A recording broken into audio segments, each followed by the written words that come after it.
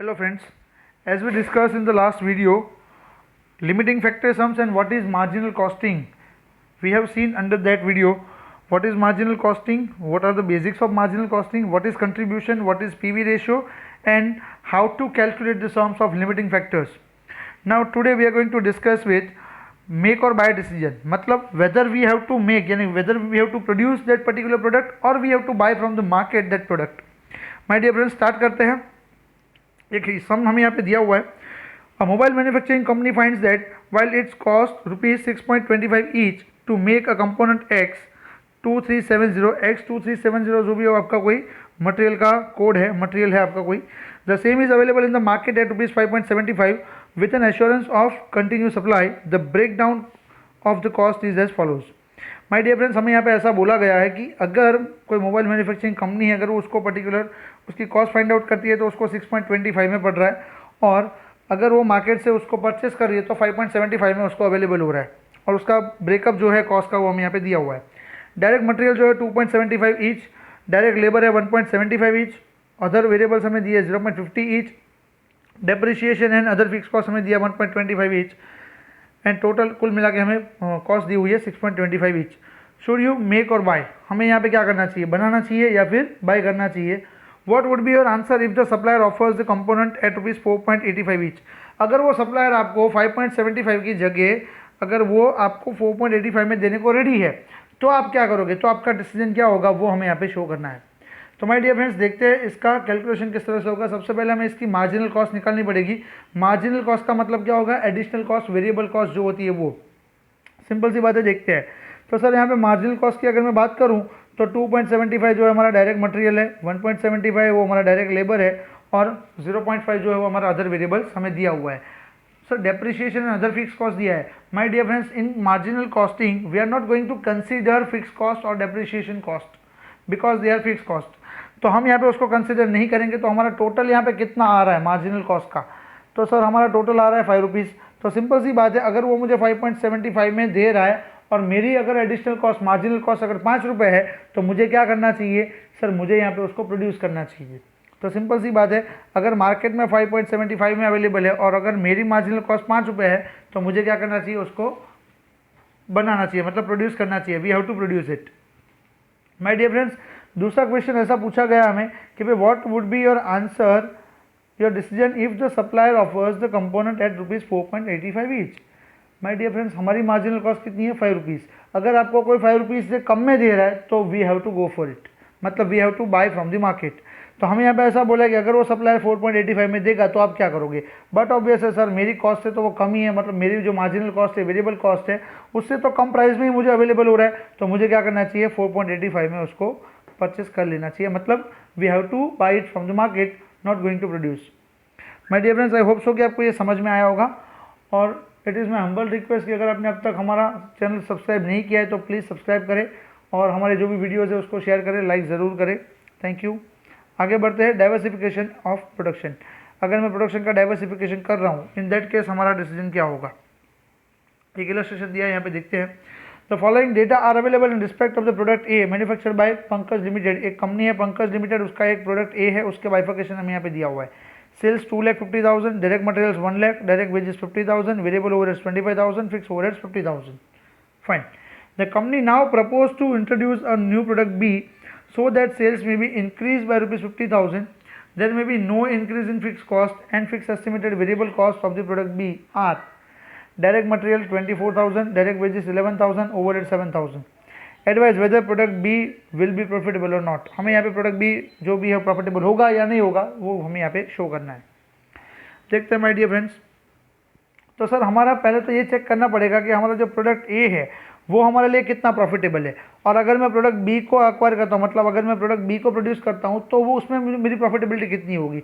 अगर दोनों की प्रॉफिटेबिलिटी में कोई चेंज आ रहा है, मतलब अगर ए के कंपेरिजन में मुझे बी में ज़्यादा प्रॉफिट मिल रहा है तो मुझे बी का प्रपोजल एक्सेप्ट करना चाहिए, otherwise I have to go for A. तो देखते हैं यहाँ पे प्रोडक्ट ए का एग्जिस्टिंग जो प्रॉफिटेबिलिटी है वो डायरेक्ट मटेरियल है हमारा 1 लाख जो हमें यहाँ पे दिया हुआ ये रहा. वेजिस हमें दिया है 50,000, ओवरहेड दिया है 25 और फिक्स ओवरहेड दिया है 50,000. तो ये सब कुछ मिला के हमारे पास आ रहा है 1,75,000 हमारा मार्जिनल कॉस्ट है. सेल्स हमारा कितना है 2,50,000, तो हमारा कंट्रीब्यूशन आएगा 75,000. उसमें से मैं फिक्स कॉस्ट को माइनस करूँगा तो मेरा प्रॉफिट आ जाता है 25,000। Okay fine. नाउ कंपेरिजन भी देख लेते हैं यहाँ पे प्रपोज पोजीशन का जो भी है। डायरेक्ट मटेरियल है 1 लाख रुपये, इसमें जाएगा 24,000। डायरेक्ट वेजेस है 50,000 और बी में जाएगा 11,000। अगर इसकी बात करें वेरिएबल ओवरहेड्स की तो 25,000 है और 7,000 है, तो 32,000 का टोटल कॉस्ट आ रहा है। सर मार्जिनल कॉस्ट कितना होगा? 1,75,000 और इसका 42,000, मतलब टोटल आ रहा है 2,17,000। सेल्स हमें दिया है 2,50,000 of A and 50,000 of B, तो टोटल सेल्स हमारा आ रहा है 3 लाख रुपीज़। तो सर हमारा कंट्रीब्यूशन कितना होगा? तो सेल्स माइनस मार्जिनल कॉस्ट हम करेंगे तो हमें क्या मिल जाएगा? कंट्रीब्यूशन मिल जाएगा। और ये कंट्रीब्यूशन जो टोटल होगा उस टोटल में से हम फिक्स कॉस्ट को माइनस करेंगे 50,000, तो हमारा प्रॉफिट कितना आएगा? 25,000। माय डियर फ्रेंड्स, पहले आप देखो तो भी हमारा प्रॉफिट कितना आ रहा था? 25,000 ही आ रहा था, और इस केस में भी हमारा प्रॉफिट कितना आ रहा है? 25,000 ही आ रहा है। तो आई होप सो कि अगर मैं बी को यहाँ पे प्रोड्यूस करूँ तो भी कोई फ़र्क नहीं पड़ता है, क्योंकि हमें यहाँ पे उसमें सिंपल सी बात है कि हमारा लेबर वगैरह मटेरियल वगैरह ही उसमें यूटिलाइज होने वाला है और कुछ होने वाला नहीं है ज़्यादा। फाइन, आगे बढ़ते हैं my dear friends.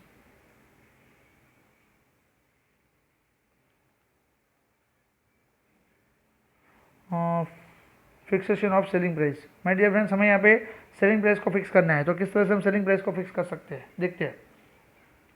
P company limited has an overall PV ratio of 60%। My dear friends, अगर मेरे 100 रुपये का सेल्स होता है तो 60 रुपये का उसका पीवी रेशियो है। 60 रुपये का पीवी रेशियो का मतलब क्या होगा? वेरिएबल कॉस्ट उसकी 60 रुपीज़ है। तो माय डियर फ्रेंड्स 100 माइनस अगर मैं पीवी रेशियो करता हूँ तो बाकी का मुझे क्या मिल जाता है? कंट्रीब्यूशन मिल जाता है। कंट्रीब्यूशन कितना होगा? 40%। If the variable cost of a product is 20, what will be the selling price? My dear friends, हमें यहाँ पे क्या बोला है? वेरिएबल कॉस्ट कितनी है? 20 रुपीज़ है, मतलब वो 60% के बराबर है। तो हमारा सेलिंग प्राइस कितना होगा वो हमें देखना है। तो सर हमें इतना पता है, PV ratio is equal to contribution upon sales, और we can say sales minus contribution upon sales.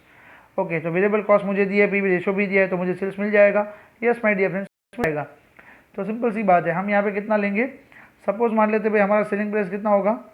100 रुपये है, तो कंट्रीब्यूशन कितना आएगा? 60 आएगा। वेरिएबल कॉस्ट कितना होगा? 40 आएगा।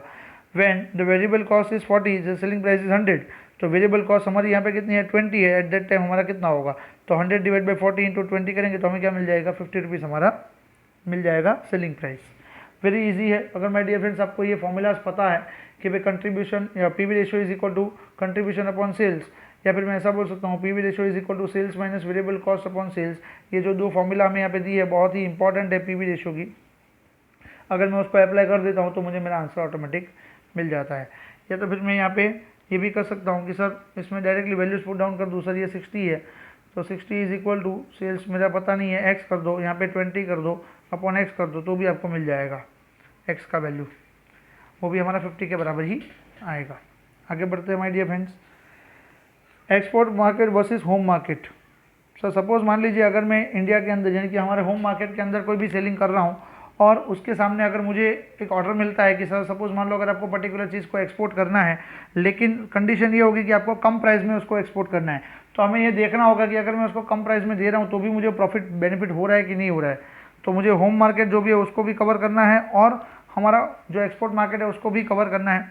तो देखते हैं, लेकिन कैपेसिटी हमारे पास 100% ही होगी। तो हमारे डियर फ्रेंड्स हमें ये देखना रहेगा कि क्या इतनी कैपेसिटी में हम सब कुछ हैंडल कर पाएंगे कि नहीं कर पाएंगे। तो इसके लिए हमें ये मार्जिनल कॉस्टिंग यूजफुल रहेगा। देखते हैं, Indo US company has a capacity to produce 5000 articles but actually produce only 2000 articles for home market at the following cost. My dear friends, उसकी कैपेसिटी कितनी है? 5000 आर्टिकल्स की है, लेकिन वो होम मार्केट के लिए कितना प्रोडक्शन कर रही है? 2000 यूनिट्स का ही आर्टिकल्स का प्रोडक्शन कर रही है।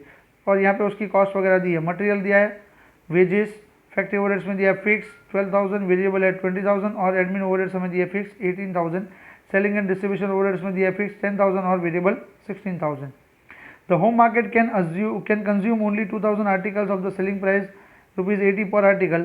An additional order for the supply of 3,000 articles is received from the foreign customer at ₹65 per article. Should this order be accepted or not? क्या हमें इसको ऑर्डर को एक्सेप्ट करना चाहिए कि नहीं करना चाहिए?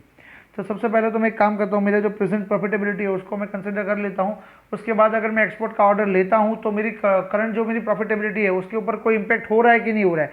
अगर मेरा करंट प्रॉफिटेबिलिटी अगर बढ़ रहा है तो मुझे क्या करना होगा? एक्सपोर्ट ऑर्डर लेना है, अदरवाइज उसको रिजेक्ट कर देना है। तो देखते हैं माय डियर फ्रेंड्स, अगर मैं 2000 आर्टिकल्स को ही खाली सेल कर पा रहा हूँ वो भी 80 रुपीज़ के प्राइस पे, तो टोटल सेल्स होगा मेरा 1,60,000।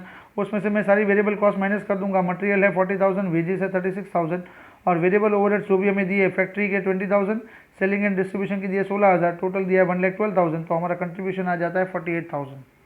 माय डियर फ्रेंड्स, यहाँ पे फैक्ट्री और सेलिंग का ही खाली यहाँ पे लिया है, ये रहा। फैक्ट्री के वेरिएबल जो है वो 20 है और सेलिंग एंड डिस्ट्रीब्यूशन ओवरहेड का जो वेरिएबल है वो 16,000 है, बाकी सारी हमारी कॉस्ट फिक्स है। तो आगे बढ़ते हैं। तो सर हमारा टोटल जो कंट्रीब्यूशन आ रहा है वो कितना है, 48,000 है। उसमें से मैं माइनस करूँगा fix overheads, factory, office and selling and distribution overhead, इन तीनों को माइनस कर दो तो हमारा प्रॉफिट मिल जाता है 8,000 का। तो सर 8,000 का मेरा प्रॉफिट आ रहा है। आगे बढ़ते हैं। Since there is a profit of 8,000 at the existing level 2,000 article sold in the home market, the fix cost are fully recovered. My dear friends, हमारी फुल्ली जो यहाँ पे रिकवर हो रही है फिक्स कॉस्ट, तो मुझे क्या करना चाहिए? सर बेटर है कि भाई आप जो भी सिंपल सी बात है वो ले लो ऑर्डर, बिकॉज यहाँ पे हमारी जो फिक्स कॉस्ट है वो पूरी की पूरी कवर तो हो ही रही है, हमें खाली मार्जिनल कॉस्ट को ही तो देखना है। तो मार्जिनल कॉस्ट को अगर मैं यहाँ पे कंसिडर कर लूँ, सपोज मान लीजिए भाई मेरी जो भी मार्जिनल कॉस्ट आ रही है टोटल कितनी आ रही थी, हमने यहाँ पे देखा था ये रहा 1,12,000 रुपये, 1,12,000 डिवाइड बाई अगर मैं 2,000 करूँ तो सर मेरी जो वेरिएबल कॉस्ट आ रही है ओवरऑल वो 56 रुपीज़ आ रही है ऑन एन एवरेज, और वो मुझे पर्टिकुलर पार्टी जो है 65 रुपीज़ दे रही है एक्सपोर्ट के लिए, तो मुझे वो करना चाहिए बिकॉज मेरी करंट लेवल पे ही हमारी सारी फिक्स कॉस्ट कवर हो रही है। तो आगे बढ़ते हैं my dear friends, alternative solutions to manufacture देखते हैं कि भाई हमें कौन सी मशीनरी के ऊपर पर्टिकुलर प्रोडक्ट को प्रोड्यूस करना चाहिए ताकि हमारी प्रॉफिटेबिलिटी बढ़ सके। ओके आगे बढ़ते हैं। Product A can be manufactured either by machine A और बाय मशीन 1 और machine 2। Machine number 1 can produce 10 units of A per hour and machine 2 20 units per hour. मतलब एक मशीन एक है, मशीन 1 है, उसके ऊपर आपका 1 घंटे के अंदर 10 यूनिट प्रोड्यूस होता है, while on machine 2 we have produced 20 units per hour. Total machine hours available are 3,000 hours per annum. Taking into account the following comparative cost and selling price, determine the profitable method of manufacture। हमें यहाँ पे ये दिखाना होगा कि कौन सी method जो है वो हमारे लिए ज़्यादा प्रॉफिटेबल होगी। डायरेक्ट मटेरियल और वेजेस हमें दे दी है। Direct material 30 rupees on machine 1, 30 rupees on machine 2। Direct wages 15, 18, variable है यहाँ पे 18, 21, उसमें फिक्स या 5, टोटल कॉस्ट है 68 और सेलिंग प्राइस हमारा है 90 इन मशीन 1। मशीन 2 की बात करें तो वेरिएबल 21, फिक्स कॉस्ट 5, टोटल आएगी 74 और सेलिंग प्राइस हमारी है 90 रुपीज़। माय डियर फ्रेंड्स, देखते हैं प्रॉफिटेबिलिटी किसमें हमें प्रॉफिट ज़्यादा मिल सकता है। तो सिंपल सी बात है, हमारे पास टोटल मशीन आवर्स कितने अवेलेबल है, 3,000 पर एनम है। फाइन। आउटपुट पर आवर कितना है सर, ये मशीन 1 के ऊपर हमारा 10 यूनिट्स का आउटपुट निकल रहा है, उसके ऊपर 20 का निकल रहा है, तो टोटल हमारे यूनिट्स कितने प्रोड्यूस होंगे सर, 3,000 इंटू 10 मतलब 30,000, और यहाँ पे आएगा 3,000 इंटू 20 मतलब 60,000 यूनिट्स का प्रोडक्शन हो रहा है। सेलिंग प्राइस हमें दे दी है, उसमें से हम माइनस करेंगे हमारी जो भी कॉस्ट है वो, वेरिएबल कॉस्ट कितनी कितनी है वो देख लेते हैं। सर 30 है, 15 है और 18 है, तो 13, 15 और 18 कितना होगा सर, 30, 15 और 18 सर मतलब वो रहा है हमारा 63 रुपीज़। अगर मेरी सेलिंग प्राइस 90 रुपीज़ है और अगर मेरी कॉस्ट एडिशनल मार्जिनल कॉस्ट जो भी है वो 63 रुपीज़ आ रही है, तो मेरा 27 रुपीज़ का क्या होगा, कंट्रीब्यूशन पर यूनिट होगा। कंट्रीब्यूशन अगर पर यूनिट है, पर यूनिट 27 है, तो 10 यूनिट का कितना होगा, तो सर उसका आएगा 270 रुपीज़। और अगर 3,000 आवर्स यानी कि पर आवर मेरा उतना आएगा 270, तो अगर मैं टोटल काउंट करूँ तो मेरा टोटल कंट्रीब्यूशन आएगा 8,10,000 रुपये। बिकॉज यहाँ पे जो 270 हमें दिया है सर वो 10 यूनिट का हमें नहीं लेना है, वो हमें ये समझना है कि हमें 1 घंटे का इतना कंट्रीब्यूशन मिला है। आगे बढ़ते हैं। वाइल इन प्रोडक्ट मशीन 2 की अगर बात करें तो सर 60,000 का प्रोडक्शन हो रहा है और उसकी जो कॉस्ट आ रही है वो कितनी आ रही है, 30, 18 और 21, तो कुल मिला के 69 की उसकी कॉस्ट आ रही है, तो 90 माइनस 69 करेंगे तो हमें मिल जाएगा 21 रुपीज़ का कंट्रीब्यूशन। 21 रुपीज़ का कंट्रीब्यूशन है पर यूनिट, 1 घंटे में हम 20 यूनिट का प्रोडक्शन कर रहा हूँ, तो मुझे मिलेगा 420 रुपीज़ का पर आवर कंट्रीब्यूशन। और अगर मैं 3,000 यूनिट्स आवर्स की बात करूँ तो मुझे मिलेगा 12,60,000 का कंट्रीब्यूशन। तो माय डियर फ्रेंड्स, यहाँ पे कंट्रीब्यूशन जो भी है वो किस में हायर है, मशीन 2 पे हायर है, तो we have to go for machine 2 as compare to machine 1। आगे बढ़ते हैं। ऑपरेट और शट डाउन डिसीजन, मुझे क्या करना चाहिए, पर्टिकुलर जो प्लांट होगा उसको ऑपरेट करना चाहिए या उसको शट डाउन कर देना चाहिए। देखते हैं, हमें यहाँ पे XYZ 3 प्रोडक्ट दे दी है, पर यूनिट हमें दे दिया है, ये प्राइजेस वगैरह दी है, कॉस्ट वगैरह हमें दे दिया है, मटेरियल दिया है, वेजेस, एक्सपेंसेस में fix, variable and total cost हमें दे दी है और प्रॉफिट ऐड करके हमने सेलिंग प्राइस भी दे दिया है। फाइन, ये फिगर्स में माय डियर फ्रेंड्स यहाँ पे नहीं पढ़ रहा हूँ क्योंकि उसमें फिगर्स में वही है, पढ़ने का कोई मतलब नहीं है, टाइम वेस्ट होगा खामखा। आगे बढ़ते, the firm wishes to give up one of the products, which product should be given up, assuming that the plant and the labor thus feed can be used to produce the other products। My dear friends, यहाँ पे आपको ऐसा बोला हुआ है कि आप यहाँ पे एक प्रोडक्ट को किसी को भी गिव अप करना चाहते हो, कौन सी प्रोडक्ट को आप गिव अप करोगे। एक चीज़ ध्यान में रखना, जो भी प्रोडक्ट को आप यहाँ पे गिव अप करोगे उसका मटेरियल एंड लेबर जो भी है वो दूसरे प्लांट में या फिर वही प्लांट के अंदर कोई दूसरी प्रोडक्ट के लिए शिफ्ट हो सकता है, मतलब आप उसको यूटिलाइज कर सकते हो, कोई इशू नहीं है, वो आपका वेस्ट नहीं जाएगा। फाइन, तो मुझे क्या करना चाहिए। दूसरा हमें क्वेश्चन ऐसा पूछा है कि will it make any difference to you to your answer if you are told that the time required to produce the 3 products is 4 hours, 6 hours and 8 hours. अगर आपको ऐसा बोला जाता है कि भाई इन तीनों को प्रोड्यूस करने के लिए आपके पास 4 आवर्स, 6 आवर्स और 8 आवर्स का ही टाइम पीरियड है, इतना अवेलेबल है, तो आप क्या करोगे। तो माय डियर फ्रेंड्स, देखते हैं यहाँ पे कौन से केस में हमारी प्रॉफिटेबिलिटी ज़्यादा है। ओके, नंबर 1 हमें ऐसा बोला है कि भाई हमें किसी एक को गिव अप करना है, तो सर किसको गिव अप करेंगे, सर जिसका कंट्रीब्यूशन कम होगा, सिंपल सी बात है। तो देखते हैं यहाँ पे, सर मटेरियल हमें दे दिया है, वेजेस भी दे दिया है, वेरिएबल एक्सपेंस दे दिया है, यानी कि टोटल वेरिएबल कॉस्ट आ चुकी है, सेलिंग प्राइस मेरे पास है और कंट्रीब्यूशन पर यूनिट मुझे मिल सकता है 5 रुपीज़। तो माय डियर फ्रेंड्स, यहाँ पे मैं पीवी रेशियो निकाल सकता हूँ। पीवी रेशियो कितना आएगा, 5 डिवाइड बाई 22 इंटू 100, बिकॉज यहाँ पे 5 हमारा कंट्रीब्यूशन पर यूनिट है, डिवाइड बाई 22 हमारा सेलिंग प्राइस है, तो 5 डिवाइड बाई 22% करोगे तो हमें मिल जाएगा 22.7%।